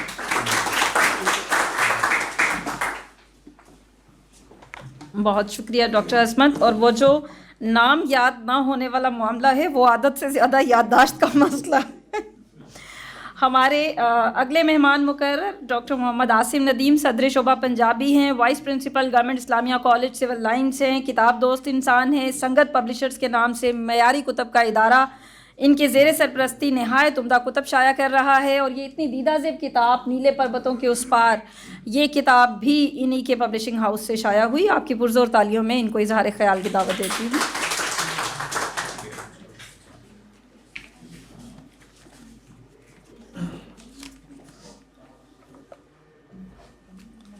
بسم اللہ الرحمن الرحیم۔ ایاک نعبد و ایاک نستعین۔ آج کے اس خوبصورت نشست کا اہتمام اگرچہ آج کی اس محفل کے مرکز و محور جناب عبید سرمد صاحب ہیں، لیکن مجھے بار بار اس بات پہ افسوس ہو رہا تھا کہ کتاب کہ ایز پبلشر ہونے کی حیثیت سے اس کی ایک نہیں کئی ایک جو ہے تقاریب جو ہیں وہ منعقد ہونا چاہیے تھیں، لیکن شاید بقول شاعر جو تھے شناور بحر کی تہ سے موتی چن کر لے بھی گئے، ہم ساحل پہ سوچ رہے ہیں پانی کتنا گہرا ہے۔ تو یہ ڈاکٹر عائشہ اور ان کی جو ٹیم ہے، ان کو میں مبارکباد دیتا ہوں۔ انہوں نے ایک بہت بڑا کام کیا۔ تقاریب ہوتی رہتی ہیں، خاص طور پہ اس ہال میں بھی پچھلے دنوں ناصر بشیر صاحب کے حوالے سے ایک اور بھی تقریب تھی پنجابی ادب کے حوالے سے،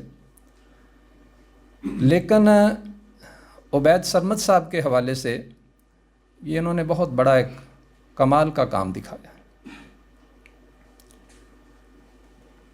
تو بہرحال اس خوبصورت پروگرام کے احباب بست و کشاد جو ہیں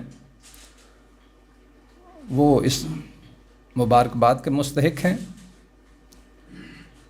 اس کتاب کی مصنف جو ہیں ان کے بارے میں بات کرنا اگرچہ مشکل ہے، لیکن میں سمجھتا ہوں کہ پچھلی 3-4 دہائیوں سے بے شمار ادیبوں شاعروں میں میرا وقت گزرا ہے۔ اس میں احمد ندیم قاسمی سے لے کر عطاء اللہ قاسمی تک اور سعد اللہ شاہ سے لے کر وسیع شاہ تک ایک تعلق خاطر رہا۔ اس میں بے شمار بڑے بڑے اتفاق سے، چونکہ میرا تعلق ایک پبلشنگ ادارے سے تھا، بڑے بڑے نام ممتاز مفتی سے لے کر، اور میں یہ ڈاکٹر آصف چٹھا صاحب کو بتایا کرتا ہوں کہ اگرچہ میرے پاس ہو سکتا ہے ممتاز مفتی صاحب کی ایک لائن ہی لکھی ہے انہوں نے میرے نام خط میں، خطوط آتے رہتے تھے، اس وقت خطوط کا ہی زمانہ تھا 20 سال پہلے، تو موجود ہیں۔ ان سے اگرچہ طفل مکتب کے طور پر ہی میں نے بہت کچھ سیکھا اور سنا۔ تو عبداللہ حسین تھے، ڈاکٹر وزیر آغا، ڈاکٹر خواجہ محمد زکریہ، ڈاکٹر اجمل نیازی مرحوم،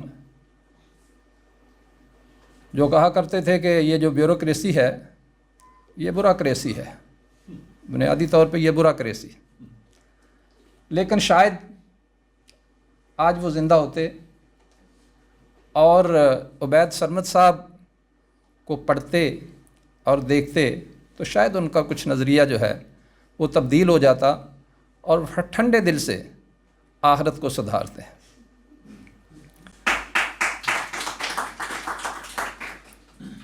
عصر حاضر میں اس طرح کی فضا کا ایک خلا پیدا ہو گیا ہے۔ اس کے باوجود جو اپنا مقام اچھا لکھنے والوں میں پیدا کر لے، اسے کہو جا تیری 7 پشتوں پر دوزخ کی آگ حرام، فرشتے تیری عظمت کو سلام کریں اور حوریں تیری غلامی پر فخر و ناز کریں، لیکن یہ تب ہوگا جب لکھنے والا عبید اللہ جیسا پہلے اچھا اور اعلیٰ اوصاف کا حامل انسان بنے گا اور پھر عبید سرمد بن کر آپ کو منظوم اور کبھی منصور لکھتے دے گا۔ عبید سرمد صاحب ایک اعلیٰ درجے کے اردو، پنجابی، انگریزی میں انتہائی عمدہ نظم و نثر تخلیق کا کرنے کا فن رکھتے ہیں۔ میرا ان سے تعلق کئی جنموں پر محیط ہے۔ ایک حدیث مبارکہ ہے جس کا مفہوم کچھ یوں ہے کہ عالم ارواح میں جو روحیں اس وقت قریب قریب تھیں،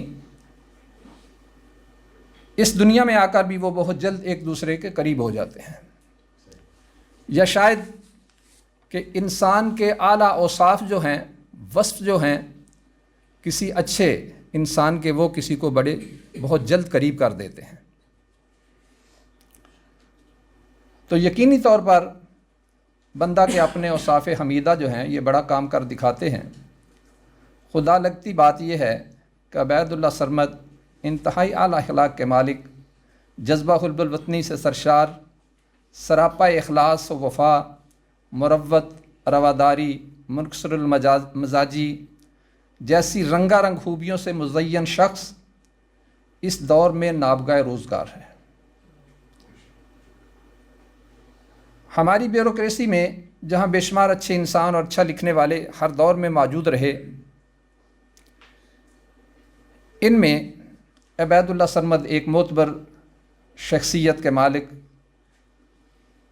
اور اعلیٰ قد کاٹ کے ساتھ بحیثیت ایک اچھا انسان اور اعلیٰ لکھاری کے طور پر تاریخ کے اوراق میں نمایاں نظر آتے رہیں گے۔ اس کتاب کے ٹائٹل سے تو بظاہر یہ ایک سفر نامہ ہے، لیکن حقیقتاً یہ اس خطے کا مقدمہ ہے، اس دھرتی کا دیوان ہے۔ یہ اس میں اسلام، فلسفہ، منطق، تاریخ، نفسیات، سیاسیات، سماجیات، غرض ہر اعتبار سے معلومات کا بے بہا خزانہ موجود ہے، بلکہ کوزے میں دریا بند کرنے کے مترادف ہے۔ اس تحریر کو موقع محل کی مناسبت سے، جیسے پہلے بھی مقررین جو تھے انہوں نے اس میں سے مختلف حوالے دے کر بیان کیا، موقع محل کی مناسبت سے فارسی، اردو، پنجابی شعروں کے استعمال سے 4 چاند لگائے گئے ہیں۔ اس نثر کے حسن کو جنہوں نے دوبالا کر دیا، ہرگز مبالغہ نہیں ہے۔ مجھے تو ان کی تحریروں میں پنجابی بابوں یعنی صوفیاء کی جھلک نمایاں دکھنے میں آتی ہے۔ اس میں بابا فرید جیسی عظیم آفاقی سوچ کا رنگ بھی ہے، اور حضرت سلطان العارفین کا تصور عشق بھی ہے۔ وارث شاہ کا پنجاب بھی جھلکارے مارتا نظر آتا ہے، تو بلے شاہ جیسی ندھڑکی اور بے باکی بھی، شاہ حسین جیسی عاجزی بھی موجود ہے، اور میاں محمد بخش کی سیف چھپی وچ لاٹھی، خواجہ فرید کی طرح مرشد سے ہوتی ہوئی اللہ کی ذات سے محبت کے مٹھڑے بول جو ہیں وہ بھی اس میں موجود ہیں۔ کچھ اس میں سے کوٹیشنیں میں نے بھی درج کی تھیں، لیکن کچھ کا تو یہاں پہ آگے کچھ لوگوں نے آگے بیان کر دی ہیں، ان کو بار بار جو ہے مناسب نہیں۔ تو بڑے کاٹدار جملے ہیں ماشاءاللہ، انتہائی کاٹدار۔ اس میں مزہ بھی ہے، اس میں علمیت بھی ہے، اور مشاہدہ تو با کمال کا ہے۔ آخر میں میری خواہش ہے، ان کا آخری چیپٹر جو ہے اس میں انہوں نے اس کا اظہار بھی کیا اظہار کیا بلکہ ابھی جیسے دوست بتا رہے تھے کہ ان کے اندر جو ایک ملک و قوم کی بہتری کی جو ایک لگن ہے، جو ایک تڑپ ہے، جو ایک جذبہ ہے، اس کو اب ان کے پاس ایک سنہری موقع آ گیا کہ اللہ تبارک و تعالیٰ نے انہیں ایک حسین موقع عطا فرمایا ہے، جو ملک و قوم کی سچی لگن اور تڑپ رکھتے ہیں، اس کے لیے اپنی تمام تر خداداد صلاحیتوں کو بروئے کار لاتے ہوئے ملک و قوم کی بڑھوتری کے لیے جو کچھ کر سکتے ہیں کر جائیں۔ میری مراد ان کی جو پوسٹنگ ہے اب نئی، اندر کھاتے کے جو چیلنجز اور قدم بقدم جو بیریئر راستے میں آتے ہیں، اللہ کرے ان سے نبرد آزما ہوتے ہوئے تعمیری انداز میں آگے بڑھتے جائیں۔ والسلام۔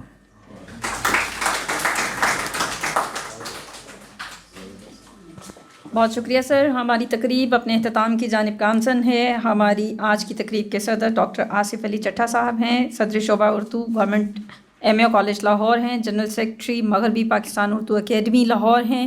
آپ کی پرزور تعلیوں۔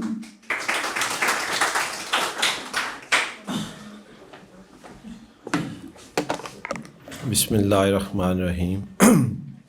محترم ڈاکٹر عبید سرمد صاحب، ڈاکٹر محمد عاصم ندیم صاحب، ڈاکٹر عطا رحمان صاحب، ڈاکٹر عائشہ عظیم صاحبہ، ڈاکٹر سعدیہ بشیر صاحبہ، ڈاکٹر عصمت رباب صاحبہ، ڈاکٹر امجد صاحب اور نواز خالد عربی صاحب اور احباب گرامی، سب سے پہلے تو میں مبارکباد پیش کرتا ہوں قاسم علی شاہ فاؤنڈیشن کو اور ڈاکٹر عائشہ عظیم صاحبہ کو کہ انہوں نے اتنی اہم اور خوبصورت تقریب کا اہتمام کیا۔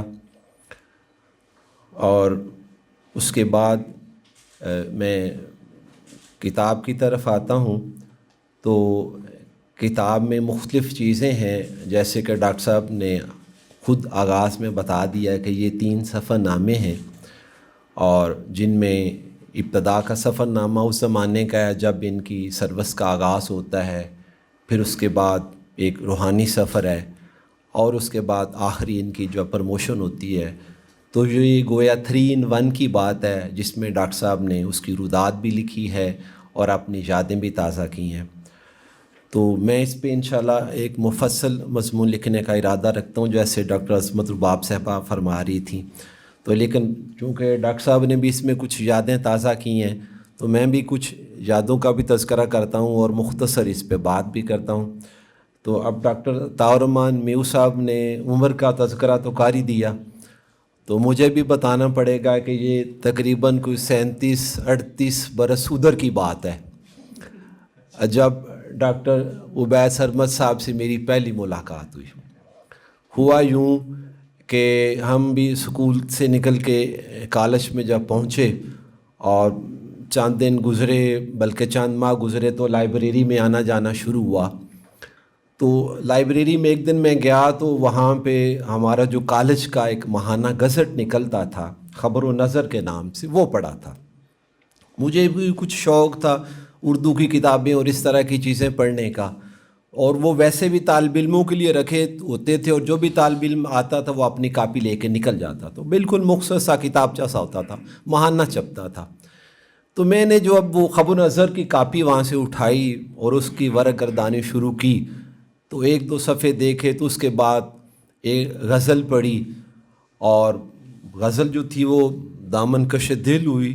جب آخر پہ پہنچا تو نیچے شاعر کا نام لکھا ہوا تھا اور اس کا نام تھا عبید اللہ عبید۔ تو ظاہر ہے یہ جب نام میں نے سنا تو میں نے، اور نیچے وہ سال بھی لکھا تو سال اول یا سال دوم اس طرح کا کچھ لکھا ہوا تھا وہ بھی، تو پھر میرے دل میں اشتیاق پیدا ہوا کہ یہ بھائی کون طالب علم ہے، یہ تو بڑی اچھی غزل ہے اور کمال کے شعر کہتا ہے، اور ظاہر ہے یہ ابھی فرسٹ ایئر کا طالب علم ہے، تو یہ تو کمال کا بندہ ہے۔ اچھا، پھر میرے دل میں وہ ایک ملنے کا اشتیاق جو تھا وہ پیدا ہوا۔ تو پھر بہرحال میں چونکہ ہاسٹل میں رہتا تھا، 2 صاحب میرے ساتھ کچھ حافظ آباد کے علاقے کے رہتے تھے، تو میں نے ان سے پوچھا, میں نے کہا یار کوئی یہ میں نے سنا ایک لڑکا اس طرح کا حافظ آباد کا, مجھے کسی نے بتایا. تو ایک دوست نے بتایا ہاں جی ایک ہمارا ایک دوست ہے تو یہ وہ ہے. تو بہرحال مجھے بڑا, میں نے کہا جی بلائیں کسی دن. تو پھر وہ ایک دوست جو تھے وہ ایک دن آئے اور عبید صاحب جو تھے ان کے ساتھ تھے, میرے کمرے میں یہ تشریف لائے, اور میرے دل میں شروع میں بڑے حسد اور رشک کے ملے جلے جذبات تھے کہ یار بڑا کمال کا یہ بالکل لڑکا سا ہے اور اتنی اچھی غزل اور اتنے اچھے شعر کہتا ہے. تو بہرحال میں کہہ سکتا ہوں کہ میں نے دیکھا ہے ان دنوں میں اسے جب وہ کھلتے گلاب جیسا تھا. تو وہ ایک پہلا تعارف تھا, ابھی بھی ہے. نہیں اب میں تو یہ کہہ سکتا ہوں کہ دکھ ہوا دیکھ کر اس کو, وہ تو ویسا ہی خوبصورت ہے.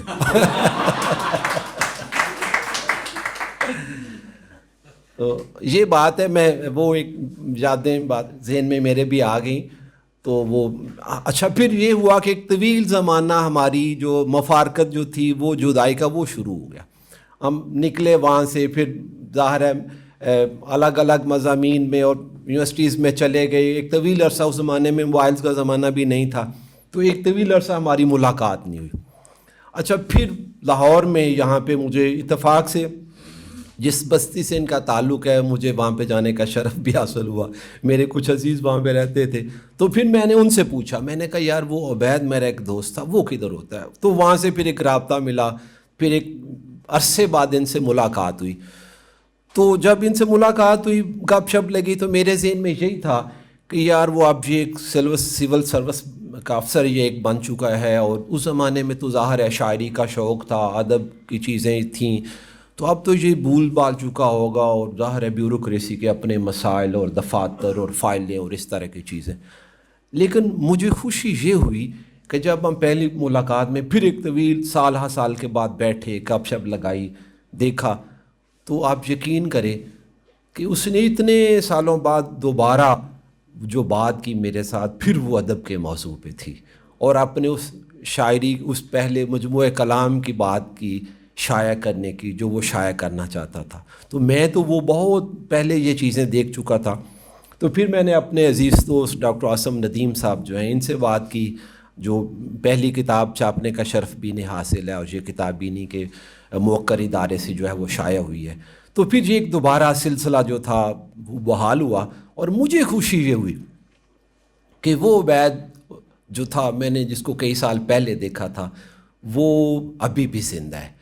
وہ عبید جو ہے وہ جو حسرت نے کہا تھا کہ ہے مشق سخن جاری چکی کی مشقت بھی, تو وہ چکی کی مشقت جو تھی وہ بھی ساتھ جاری رہی, لیکن مشق سخن جو تھی نا, اور ان دونوں چیزوں کو ساتھ رکھنا یہ بڑا مشکل کام ہے. میں استاد ہوں, ہم استاد لوگ تو پڑھاتے ہیں کالج میں, اور گپ شپ بھی لگائی اور چیزیں, وہ ادب کا سلسلہ بھی ساتھ چلتا رہتا ہے, لیکن بہرحال بیوروکریسی کے اپنے مسائل ہیں, اور یہ بڑی ہمت کی بات ہے.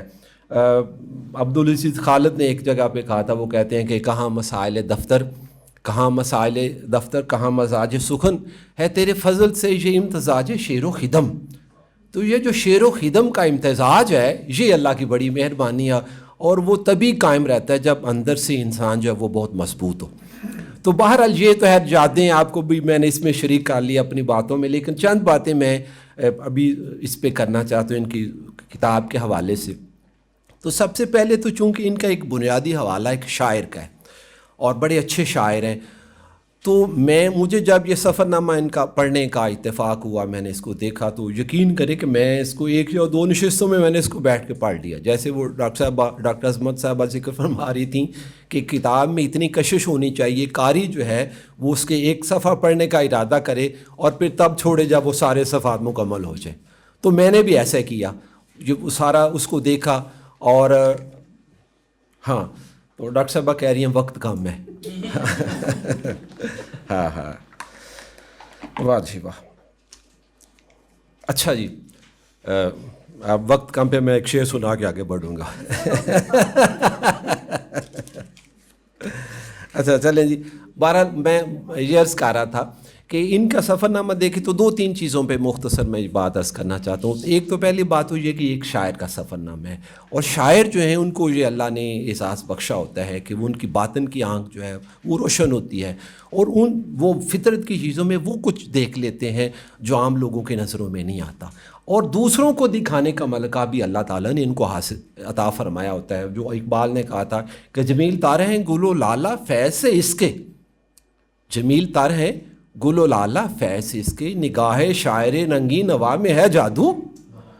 تو یہ جو شاعر کی نگاہ ہوتی ہے اس میں جادو ہوتا ہے, تو انہوں نے وہ جادو جو ہے وہ سب پہ کیا ہے. ان کی جو نثر ہے اس میں وہ جادو بھی آپ کو نظر آئے گا. اور پھر وہ جو فطرت سے قریب ہوئے, یہ ان کا چونکہ پس منظر دیہاتی ہے, میرا تعلق بھی دیہات سے ہے, تو جن کے لوگوں کی زندگی کا ابتدائی زمانہ اس فطرت کے بہت قریب گزرا ہو, وہ زندگی بڑے لاہور جیسے آلودہ ترین شہر میں بھی چلے جائیں تو وہ فطرت اندر سے نکلتی نہیں ہے. تو یہ چیزیں چونکہ یہ ان کو پیچھے سے حاصل ہوئی ہیں, تو آپ ان کے سفر نامے بھی یہ دیکھیں گے کہ وہ جو قربت ہے ایک فطرت کے ساتھ وہ بڑی ان کو نظر آئے گی. اور یہ وہ پھولوں سے اور پرندوں سے اور درختوں سے ہم کلام جو ہے وہ ہوتے آپ کو نظر آئیں گے. میں بات مختصر کر رہا ہوں, بڑی باتیں اس پہ ہو سکتی ہیں, وہ انشاءاللہ میں مفصل آگے لکھوں گا. دوسری میں ایک بات اس حوالے سے کرنا چاہتا ہوں کہ بیوروکریسی کے حوالے سے, کہ انہوں نے جا بجا جو ہے نا وہ میں ان کی جو حق گوئی اور بے باکی ہے اس کی داد دیے بغیر نہیں رہ سکتا, کہ ایک بندہ سروس کے اندر بھی موجود ہو اور پھر اسی جو اپنے محکمے کی جو خامیاں ہیں تو اس کو دور کرنا چاہے. تو اگر آپ ذرا غور سے دیکھیں تو اصل میں یہ اس کی محبت ہے اپنے پیشے کے ساتھ, اپنے وطن کے ساتھ, کہ تاکہ اس کو مزید بہتر سے بہتر کیا جا سکے. تو یہ انہوں نے صرف وہ یہ نہیں کہ خامیوں کی نشاندہی کی ہے, انہوں نے اس میں تجاویز بھی دی ہیں. اور میں سمجھتا ہوں کہ اگر الگ سے وہ تجاویز کو الگ سے مرتب کر لیا جائے تو وہ ایک بڑا اچھی ایک چیز جو ہے وہ بن سکتی ہے, جس پہ اگر عمل کیا جائے تو بڑے بہتر نتائج جو ہیں وہ مرتب ہو سکتے ہیں. آخر پہ ایک اور چھوٹی سی بات کروں گا, وہ یہ ہے قائد اعظم یونیورسٹی کے حوالے سے. تو بعض چیزیں ایسی ہوتی ہیں کہ وہ جیسے رشید احمد صدیقی کو پکڑے نا تو وہ علی گڑھ کے بغیر آگے چلتا آپ کو نظر نہیں آتا. تو وہ ادارے جہاں پہ انسان رہتا ہے اور زندگی کے وہ شباب کے دن جب آتش جواں ہوتا ہے اور وہ گزارے ہوتے ہیں, تو ان کا جو بیان ہے اور بیان بھی اس ایسے جیسے شاعر کا, تو پھر وہ قاری کو ضرور سحر میں لے لیتا ہے. تو جہاں پہ بھی قائد اعظم یونیورسٹی کا ذکر ہوا وہاں پہ ان کی قلم کی روانی جو ہے وہ دیکھنے والی ہے, اور وہ اس سے مجھے بڑے خاص طور پر بڑے وہ لطف جو محسوس ہوئے. تو آخر پہ میں یہ عرض کرنا چاہتا ہوں کہ وہ جو کہا جاتا ہے نا کہ ایک مصنف بعض اوقات ایک جگہ پہ رہتا ہے یا ایک سے زیادہ جگہ پہ رہتا ہے, لیکن بعض جگہیں ایسی ہوتی ہیں جو مصنف کے اندر رہتی ہیں. تو میں نے دیکھا کہ قائد اعظم یونیورسٹی جو ہے وہ مصنف کے اندر رہتی ہے. تو باقی ان کی شخصیت اور سیرت کے حوالے سے بڑی باتیں ہیں, چونکہ میرا تو بہت ابتدا سے ان کا تعلق ہے تو میں اس پہ ابھی گفتگو نہیں کروں گا. بس ڈاکٹر صاحبہ کے حکم کے مطابق ایک شعر سنا کے آپ سے رخصت ہوتا ہوں کہ جن سے مل کر زندگی سے عشق ہو جائے وہ لوگ, آپ نے شاید نہ دیکھے ہوں مگر ایسے بھی ہیں. بہت شکریہ سر. اسی لیے ہم تقاریب کو وقت پر شروع کرنے پر زور دیتے ہیں تاکہ اس طرح کی مشکل ہمیں نہ سامنا اس کا کرنا پڑے. عبید صاحب, ہم آپ کی اگلی کتاب کے منتظر ہیں. حاضرین محفل, ہماری آج کی اس تقریب میں شامل مہمانوں میں افسر شاہی بھی ہے اور ادب سے محبت کرنے والے بھی, جامعات کے طلباء بھی ہیں, کتاب پڑھنے والے بھی موجود ہیں اور کتاب لکھنے والے بھی. یوں میں آج کی تقریب کو ایک پل سے تشبیہ دوں گی. یہ کتاب ہی ہے جس نے اسٹیٹس کے جال میں جکڑے مختلف شعبہ زندگی کے نمائندوں کو ایک چھت کے نیچے اکٹھا کر دیا. اس محفل میں عبید صاحب کی فیملی بھی موجود ہے, میں آپ کو بھی مبارک دوں گی. اور اب تقریب اپنے اختتام کی طرف جا رہی ہے اور ہم آج کی تقریب کے دلہا کی طرف بڑھتے ہیں. عبید سرمد صاحب, آپ اسٹیج پر آئیں اور کتاب کے بارے میں اپنے احساسات, اپنے جذبات کا اظہار کریں. آپ سب کی آمد.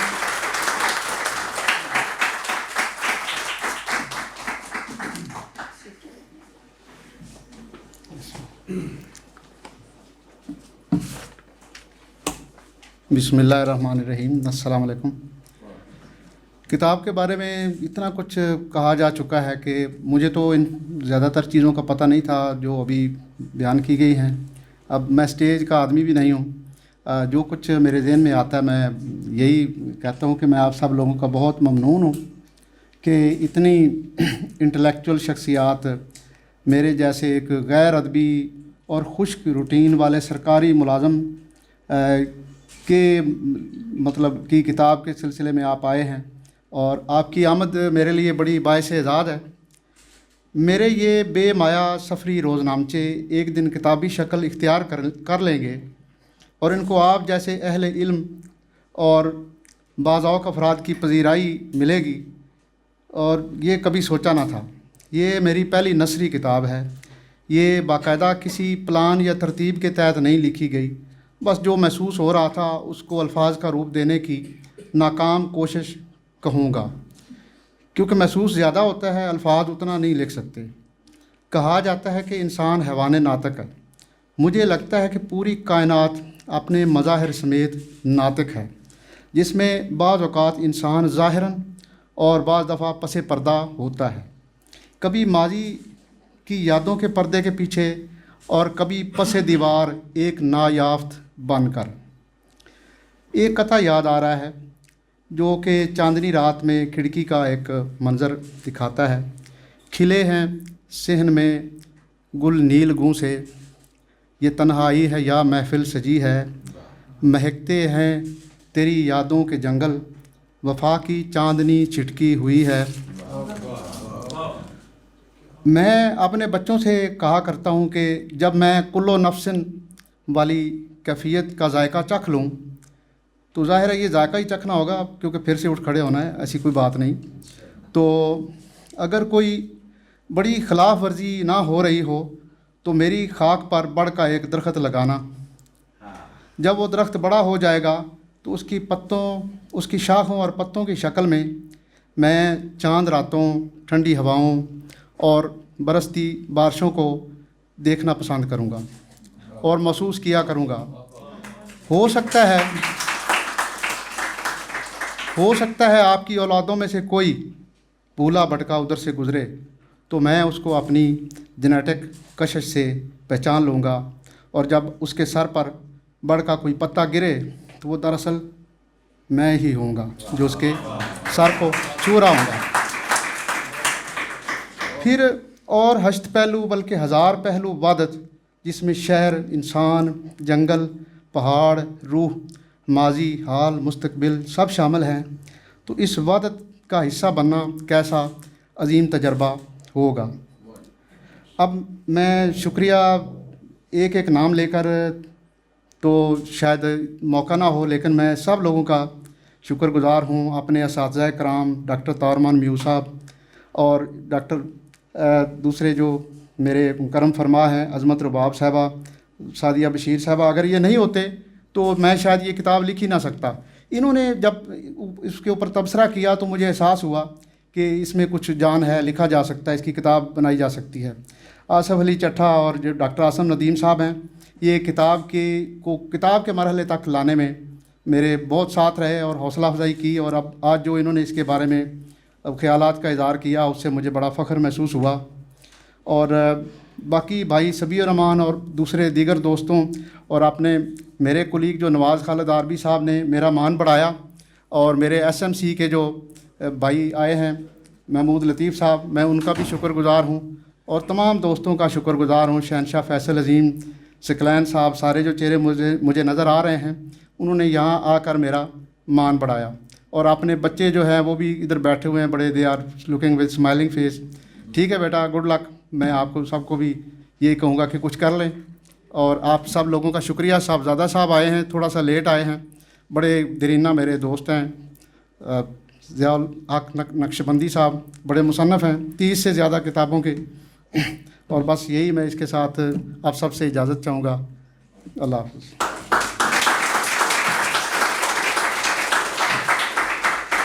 آپ سب کی آمد کا بہت شکریہ۔ آپ تقریب کے دلہا کے ساتھ تصاویر بنوائیے، چائے آپ کا انتظار کر رہی ہے، انجوائے کیجیے۔ Thank you so much.